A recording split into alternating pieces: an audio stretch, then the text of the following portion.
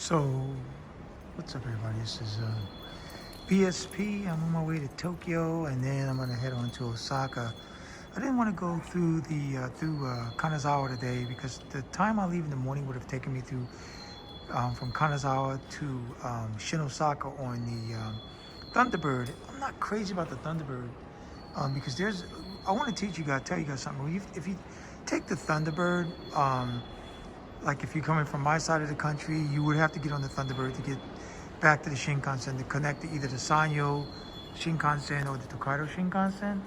And I highly recommend that you go through Tokyo because the Thunderbird is not really a comfortable ride. There's no push cart service on there, and also there's no plug-in. So if your phone is dying, you will not be able to charge that bitch on that phone, on that train.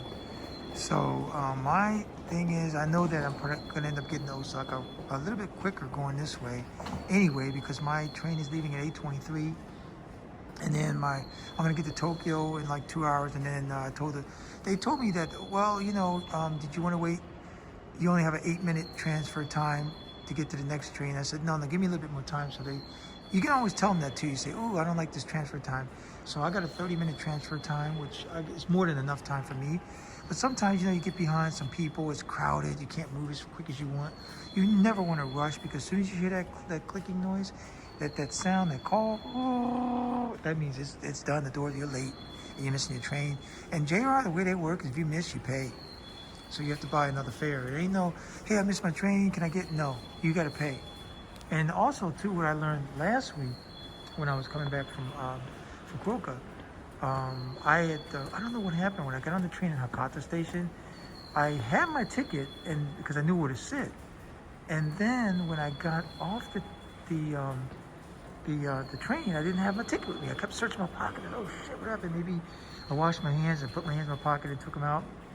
So I highly recommend you keep all your tickets in your wallet or your whatever in your bag, or safe place. Don't put them in your pocket, because you will more than likely lose that bitch. And when I got to Shin Osaka, I went try to go through the gate, and he said, oh no, you need a ticket. So he sent me the fare adjustment, which normally would have said, hey, you got to pay, but she had told me that, but she issued me a ticket. I said, look, I got a receipt. But even if you have a receipt, you still have to pay for that second ticket. Let me take my mask off. I don't think I need my mask right now. So that's what I want to say about that, guys. So just be careful with that, because it's really annoying, and it will cost you a lot more money, especially for those of you who are on a budget trip. The last thing you want to do is spend more money than you needed to spend or than you planned for. Okay. So anyway, this guy's coming up. So anyway, today I wanted to talk about something in Japan. I got a few minutes. The train's coming in at 23. I'm gonna call this thing, I don't know, I'll figure out a name for it, but I just want you guys to be aware of this, especially for those of you that are living in Japan. And I had this experience the other day when I was at my clinic. So I'm at the clinic a few days ago. I think it was the day before yesterday. And I went earlier in the week to talk to my doc, and then he's making me feel all bad about things, and I'm like, no, I know I'm good. And then he asked us to bring my wife in. He wanted me to bring my wife in, and I don't know why, but so I brought my wife in. I guess he was thinking he was going to explain something better to her, even though he spoke English too. He brings my wife in, and he starts asking my wife questions about her health and whatnot, and had her get on the scale and whatnot, which really didn't make a difference. And I didn't realize. I thought that was just part of the thing, that he was trying to figure things out. Then come to find out later on, my wife was crying and everything, and he had said some things to her that I couldn't really pay too much attention, because I was like trying to control my daughter, who was with us. But he eventually said, "Oh, your daughter's cuter than you," or something. He was making my wife feel really bad, and I didn't find this all out until well after I left the clinic. And I'm just here to tell you that I will not be going back to that clinic. My wife felt like she was being harassed, and she was. And we were about ready to sue that guy, but when he had asked her to step on the scale for a minute, I had nodded, yeah, go ahead, it's just a check. And I didn't know what was really going on, because like I said, I was controlling. My daughter was like screaming, and then I was trying to get control of her for a minute, because she didn't feel comfortable there, and I see why. But this guy turned out to be a real pain in the ass kind of guy, a doctor. And what I want to say about it is this: these in Japan, I'm not going to say everybody's like this in Japan because I don't want to put the finger on everybody. But what I do notice though is the power play here. Is whenever anybody feels like they got an advantage over you, they will use it to the hilt, even your own doctor. And so, I mean, I wasn't in the clinic for nothing serious, you know. I mean, I had a question on the checkup that I did, and that was it. But he was trying to take full advantage of that and trying to gain strength over me and my family. And he disrespected my wife in the process. And I tell you guys, I'm from Philly. 10 years ago, I would have ripped that whole clinic apart. But of course, that's not what you want to do in Japan, and that's breaking the law. And I get that, so that's not the course of action. But the course of action that I'm going to take, though, the Japanese way of doing things, is just don't show up. Now, this guy's expecting me to show up to his clinic later on when I get back, but I'm not going to show up. I've already selected another clinic to go to for shots, and that's what it was, for shots, like flu shots, questions about that, COVID shots, how to do shots, and he has on the scale. What the hell is we going to need to be on the scale for? So, you know, I'm not going to go there anymore, and I know my wife was telling me that that's the best way to deal with this thing, is just to not show up. And then I'll be somewhere else, and I ain't got to worry about it. So you got to be aware of that. Be really careful of that. Make sure, no matter where you're at in Japan, especially if you speak Japanese like me, you need to keep your ears open, even when people are talking to your wife. Because you may, you know, usually I don't pay too much attention because I'm like, okay, it's just a regular transaction, this, that, the other. And my wife has never had that experience until this time. But now I'm going to be a lot more cognizant because you shouldn't do this too. You should let nobody disrespect your family or try to feel like they got an advantage over you. And that's why I walk around Japan the way I walk around. I walk around here with my head held high, representing my family, my ancestors, myself. And I'm not going to bow down to no fucking body, okay? And you don't have to do that. Like I said, I keep telling you guys, we're not people pleasers here, and we aren't here to please anybody, really. I mean, to please nobody. And if you don't feel like you need to smile, you don't need to smile. If you don't feel like you need to do that, you don't need to do that. If you don't feel like you need to jump, you don't need to jump. You know, it's just a power play here. And another thing, too, like what I did notice last year when my leg was hurting me, or this year when my leg was hurting me, people were actually trying to treat me like they had an advantage over me. So you can't really even show pain over here because people will always feel like, okay, well, I got this guy. I'm bigger than this guy. And the reason why this doctor was behaving the way he was behaving, because he knows that I don't work. And he knows that I'm living a good life. And my wife was telling me this, and that he's probably very jealous of the life that we're living.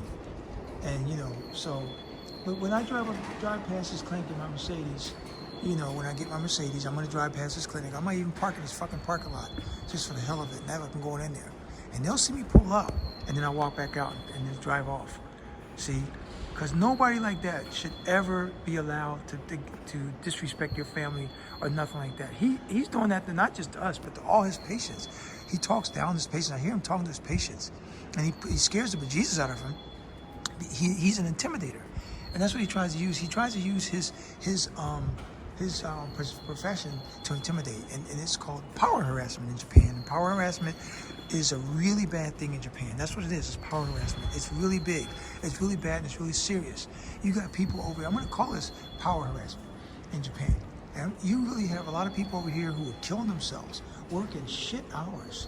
I just read this article in NHK this morning where this guy had killed himself. He had a young baby and a wife, and he worked 135 hours of fucking overtime the month before he passed away.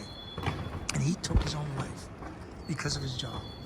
And his bosses were like, hey, time is money. You always got to be on here. Well, I'm here to tell you guys, you don't have to listen to none of these people at all. None of these people. You do it your way.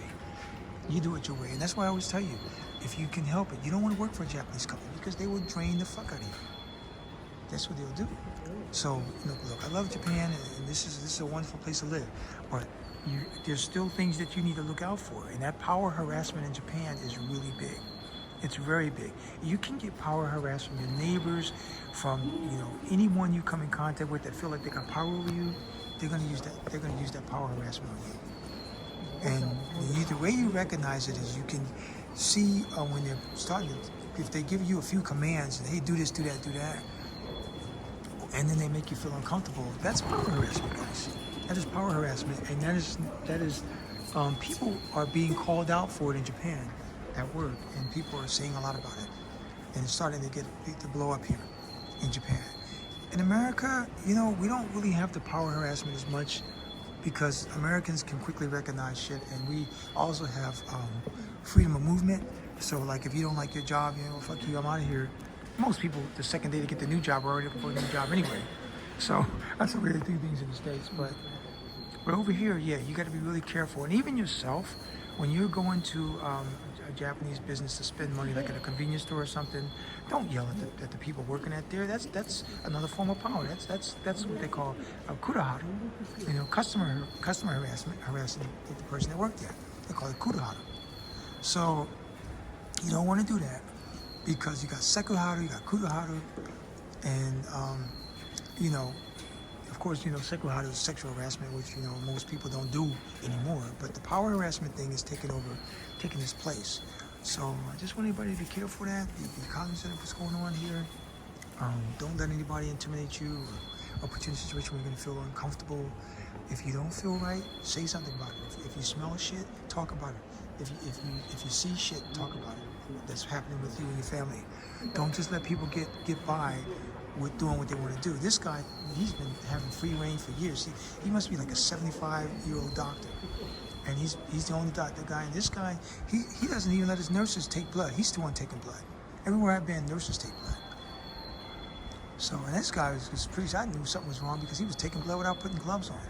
So there you go. So I was gonna dump his ass anyway, but now it's official. I am. So I just want you guys, everybody, to be aware of that. Watch out for the power harassment. Watch out for anybody trying to get anything over you. They have nothing over you. They have nothing over you. Even the police, they have nothing over you. Unless you do something wrong, then they're a different story. And that's another part of this whole thing. Don't do anything that's going to put yourself at a disadvantage with another person in Japan. Like, for example, when you're driving your car, please be careful if you're driving.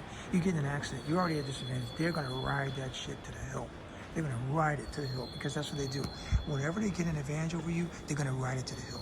If you make a mistake, you knock somebody down the street, you say, "Excuse me, sumimasen," and you keep on going.